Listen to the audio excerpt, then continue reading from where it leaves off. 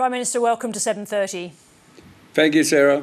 US Secretary of State Antony Blinken arrives in Tonga tomorrow. Why is Tonga so important to the US?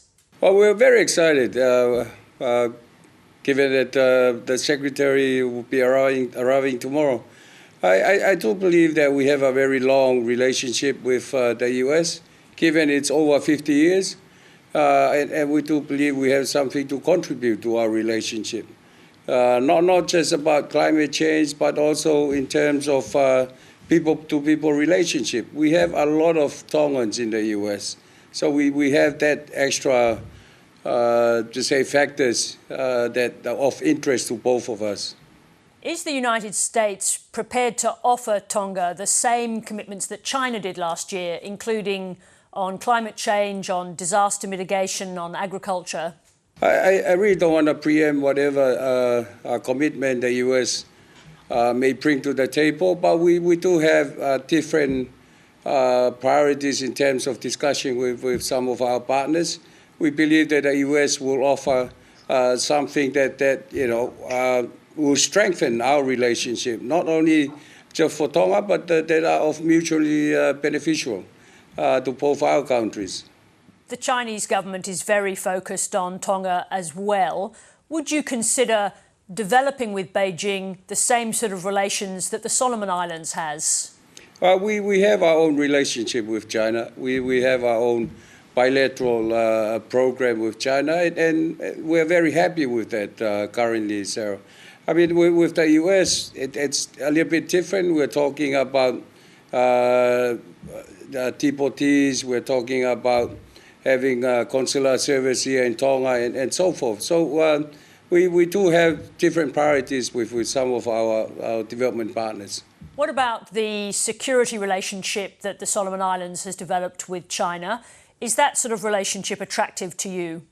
Well, I think that's a decision made by Solomon Islands. We have our own relationship. It's a strong bargaining position, though, isn't it? Knowing how desperate the US is to counter Chinese influence. It puts the Solomon Islands in a strong position, doesn't it? Well, again, that's Solomon Islands' bilateral cooperation with the United States. I'd rather just talk about Tonga's interests.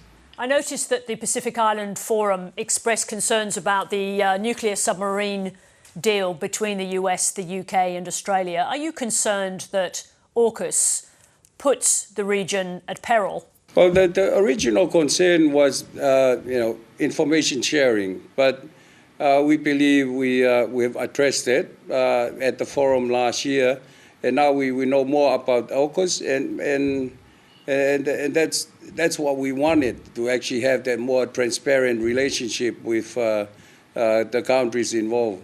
Are you concerned the deal will fuel regional tension? I don't believe so, but it's something that we are watching closely.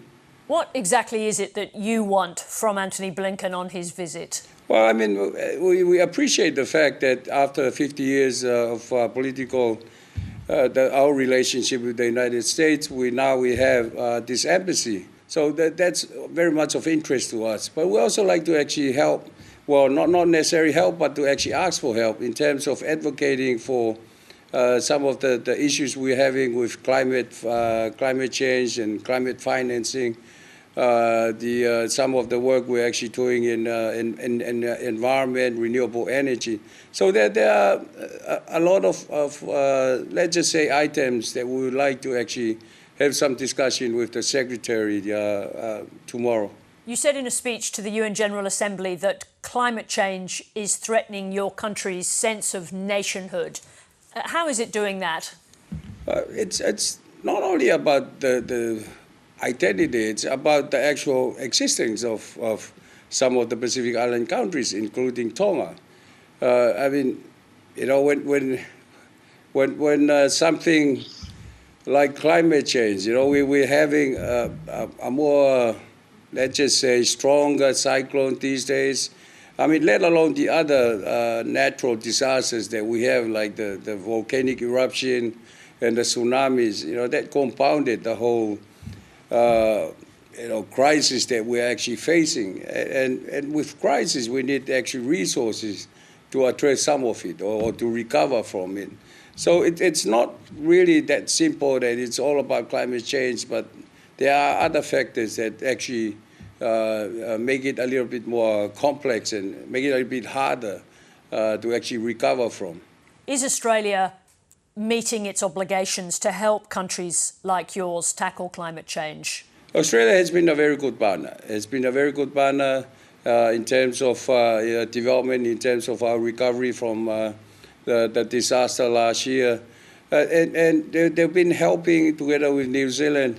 The fact that we are having in the Pacific an issue with accessing climate financing. I mean, most Pacific islands have been trying to actually get funding from some of these global funds.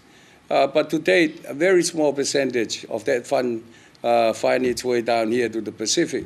So what we're asking is that if you actually meant to provide funding for the Pacific, why don't you set up a funding mechanism just for the Pacific, you know, if it was meant to be for the Pacific. So we're trying to actually see whether we can have regional mechanism like that so that the countries that would like to actually provide funding, especially about climate change adaptation and mitigation, can actually put it there and then can be used by the Pacific Island countries, rather than actually going through all the troubles that we're going through to trying to get funding from some of these global funds, like Green Climate Fund and so forth. The projections for the world holding warming to 1.5 degrees are pessimistic. What happens to Tonga if we don't hold that target? Sometimes we seem like a broken records, keep saying, you know, about 1.5. But end of the day, it's about existence, whether we're going to still be around in like 50 years or so. And that's why we keep saying what we're saying about keeping it to 1.5 and doing all this stuff, especially about mitigations, given that most of us in the Pacific don't contribute that much into this problem we have with climate change. Prime Minister, thank you very much indeed for joining us. Thank you very much, Sarah.